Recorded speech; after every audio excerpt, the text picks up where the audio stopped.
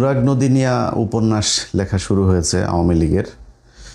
তো আওয়ামী লীগের একটা নির্দিষ্ট একটা বৈশিষ্ট্য আছে।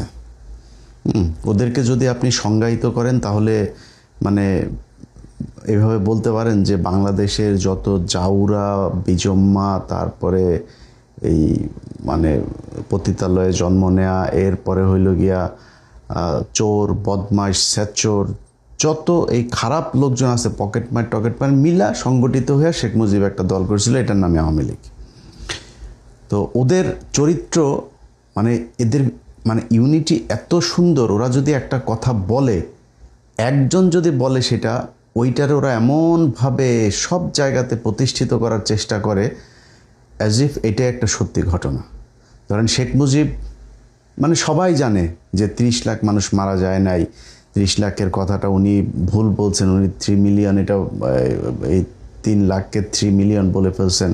হ্যাঁ, এবং 3 লাখ যখন বলছে সেটা নিয়েও আপনারা এই সিরাজুর রহমানের ইন্টারভিউটা নিশ্চয়ই দেখেছেন। লন্ডনে উনি শেখ মুজিবকে কীভাবে বলেছিলেন যে 3 লাখ, বিভিন্নভাবে করে আন্দাজের উপরে। তো উনি 30 লাখ বললেন, এই 30 লাখ 55 বছর চললো, এখন মানুষ খায় না ওইটা, বাট ওরা কিন্তু ঠিকই প্রতিষ্ঠিত করেছে এবং ওরা এখনও ওইটাই বলে।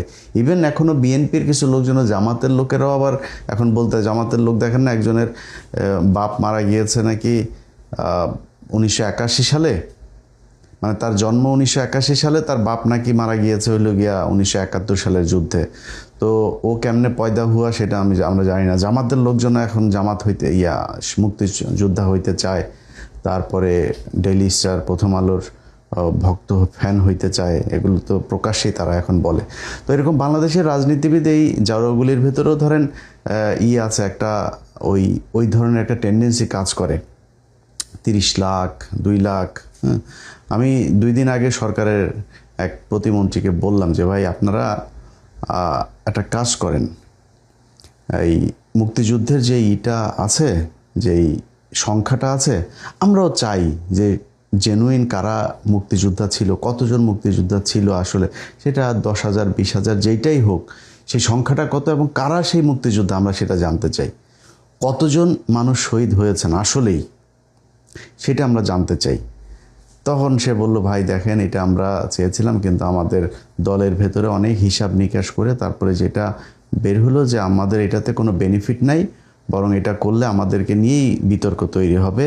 কিন্তু আমরা ভাই জানি যে ঘটনাটা যে সত্যি না, করবে না। তার মানে এই সরকারও এটা করবে না। এই সরকার যদি না করে, আর ভবিষ্যতে এটা করার মানে কোনো সুযোগ নেই। সামনে যদি জামাত ইসলাম ক্ষমতায় আসে, জামাত ইসলাম যদি এই মুক্তিযুদ্ধ নিয়ে কোনো কিছু করে, এটা কেউ খাবে নাকি? কেউই সেটা বিশ্বাস করবে না বা গ্রহণযোগ্য হবে না।